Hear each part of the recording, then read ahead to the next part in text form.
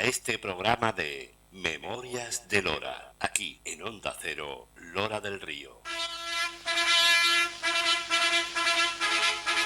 Hoy vamos a hablar de unas visitas que nuestra historia no olvidará nunca. A ver si reconocen ustedes la voz de esta persona.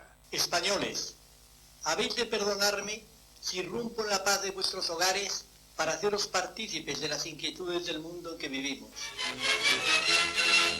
Supongo que la mayoría habrá adivinado que se trata de Francisco Franco. Años más adelante haría una fugaz visita a Lora del Río, pero no sería ni por ocio ni por negocio. Les cuento por qué.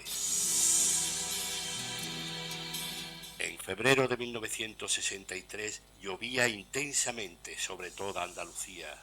Sí, otra vez nos toca hablar de las riadas, porque el sábado 16 las aguas del Guadalquivir no pudieron soportar tanto caudal y arrasaron cosechas, caminos y casas a lo largo de todo el cauce. En Lora, concretamente, había llegado a subir ya 12 metros y medio sobre su nivel, anegando completamente la Alameda del Río y penetrando por las calles León XIII, Betis, Lope de Vega, Avenida del Castillo, Lepanto, Llano de Jesús, Daoiz y Velarde, San Sebastián y Colón hasta la mismísima Roda de en medio. En la otra orilla, el poblado del Rincón quedó incomunicado con Lora y con la limítrofe localidad cordobesa de Palma del Río.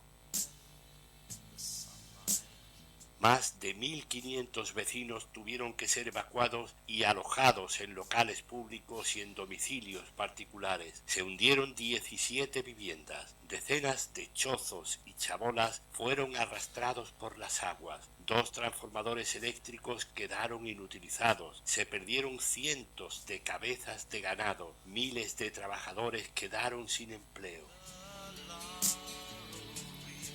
Franco y su séquito iniciaron una visita por las provincias andaluzas más afectadas por el temporal. El 26 de febrero de 1963 se detuvo en nuestra localidad y pudo comprobar cómo las aguas, en su retirada, dejaban al descubierto todo el desastre. El gobernador civil y el alcalde de Lora le explicaron con detalle las consecuencias que había tenido el temporal a este lado del Guadalquivir. Pero la prensa de la época se regocijaba más con el clamor de la gente que por la catástrofe.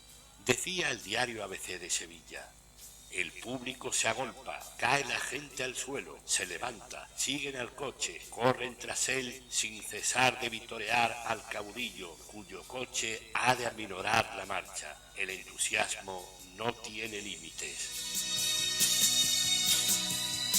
Por cierto, aún hoy se cuenta por Lora que tal vez aquel Franco no fuese el auténtico, sino un doble, como en la película Espérame en el cielo, donde el actor argentino Pepe Soriano encarnaba genialmente el papel del caudillo.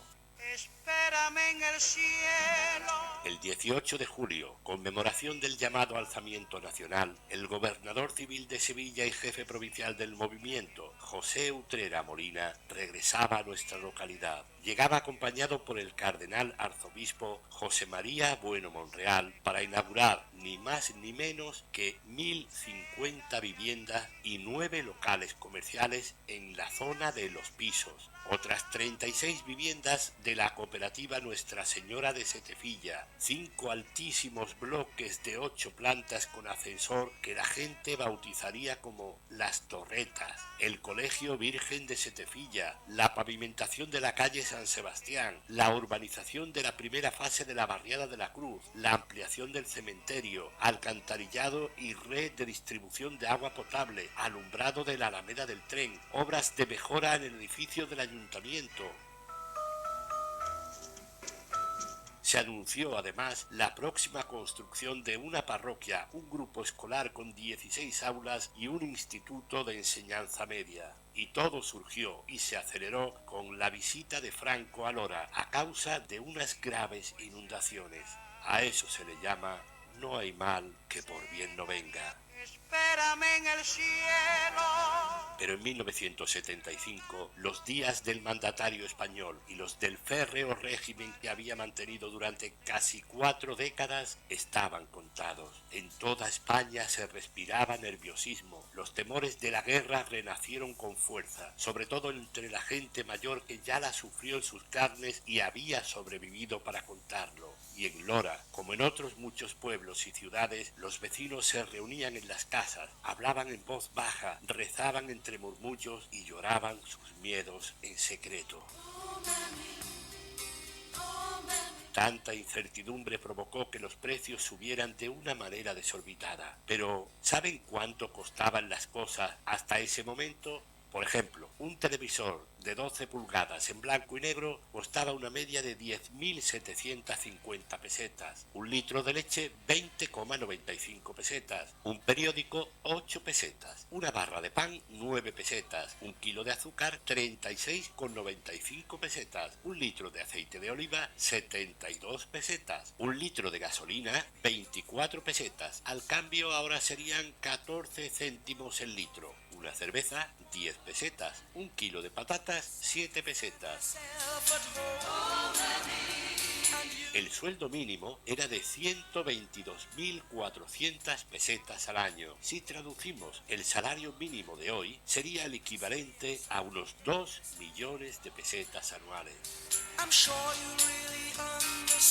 Aquel año 75, Pedro de Leiva Sobrado era el alcalde de nuestra localidad y compaginaba este cargo con el de diputado provincial. Le acompañaban en el gobierno municipal José Gallego Banacloche, Manuel de Jesús Ledro León, Germán Cava Montalvo, Antonio José Caro Martín, Germán Liñán Fernández, Francisco Liñán Fernández, Rafael Guerra Oliveros, Tomás Mejías Muñoz, Rafael Álvarez Castro, Manuel Nieto Cuevas, Manuel del Río Leal y Rafael Velasco Caro. Antonio Trigomelo era el secretario sindical y del movimiento y José Sánchez Rojas el corresponsal de Previsión Social. En Lora vivían 10.023 habitantes, muchos de los cuales trabajaban en la industria de José Nortes Macanás, bien en la pimentonera o en la fábrica del popular polo Flacolosina. Pero también había otras empresas con mucha capacidad de empleo, como la de aderezo de los hermanos Villamarín, la siderometalúrgica de José La Petra o las cooperativas agrícolas San Sebastián y Virgen de Setefilla. Una de las factorías más empleadoras temporales de la localidad era la desmotadora de algodón Itasa. En noviembre de 1975, un devastador incendio calcinó buena parte de las instalaciones, causando pérdidas por valor de unos 70 millones de pesetas. Vamos a hacer en este punto un alto en el recorrido histórico para dar algunos datos curiosos de aquella Lora de mediados de los años 70. Una de cada 3 viviendas no tenía agua corriente. Solo 15 de cada 100 hogares disponía de teléfono. La mitad de las familias tenía un automóvil, la otra mitad no. Había 1.420 motocicletas y ciclomotores, 389 tractores, 156 camiones y 2 autocares. Más de 600 bestias de carga entre caballos, mulos y asnos. Además del puesto de la Guardia Civil, la seguridad ciudadana estaba en manos de 7 bomberos, 13 policías municipales y 4 guardias rurales. Para terminar de contar la vida de Franco, señalemos que en la madrugada del 20 de noviembre de 1975 dejó de latir definitivamente el corazón de aquel anciano de 83 años de edad que había dirigido los destinos de España durante casi 4 décadas. Españoles, Franco ha muerto. Era la voz del presidente del gobierno, Arias Navarro. A las pocas horas, la Corporación Municipal loreña se reunió con carácter extraordinario y urgente para hacer pública expresión de pesar por su muerte. En el acto plenario se rezaron un Padre Nuestro y un Ave María y se cerró dando vivas a España. 3 días después, el que hasta entonces era príncipe fue proclamado rey de España bajo el nombre de Juan Carlos I. Me dirijo a todos para felicitaros las Pascuas y desearos un año 1976 lleno de aventuras y felicidad. Mientras, en Lora, el 1 de febrero de 1976, Pedro Leiva era reelegido alcalde de la corporación, que para esta ocasión extraordinaria presidió el inspector provincial del movimiento, Miguel Gil Padrón. Poco después, en un breve recorrido que los nuevos monarcas hicieron por tierras andaluzas, visitaron Lora del Río. Era el 2 de abril de 1976. Aquel día amaneció nublado y el pueblo entero ansiaba ver de cerca a don Juan Carlos y a doña Sofía. Tras saludar a los loreños desde el balcón del ayuntamiento, donde descubrieron un azulejo conmemorativo, se dirigieron en coche hacia el nuevo centro escolar que se había construido entre la barriada de los Pisos y el barrio de San José. En el antiguo Albadalejo, el ministro de Educación y Ciencia, Robles Piquer, asistió a la inauguración de este colegio, que se bautizaría con el nombre de Reyes de España. Al acto fueron invitados también los alumnos de los demás centros de la localidad, y ahí, al lado del coche de los Reyes, estuvo de niño este periodista de pueblo que les habla. Una chiquilla de familia muy humilde y numerosa entregó a la reina un ramo de flores de los campos de Lora. El ayuntamiento hizo constar el agradecimiento de esta villa a sus majestades y acordó enviarles una colección de fotografías en recuerdo de esa visita. Por el mismo acontecimiento fueron los gobernantes loreños quienes recibieron multitud de felicitaciones por parte de las autoridades provinciales y de otras localidades próximas a nuestra villa.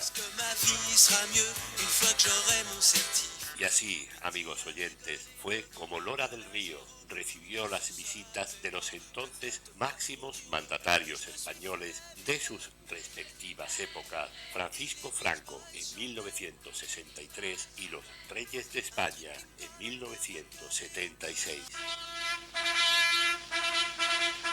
Espero que esta historia haya sido del interés de todos ustedes, como lo ha sido para nosotros, el equipo humano de Onda Cero Lora del Río.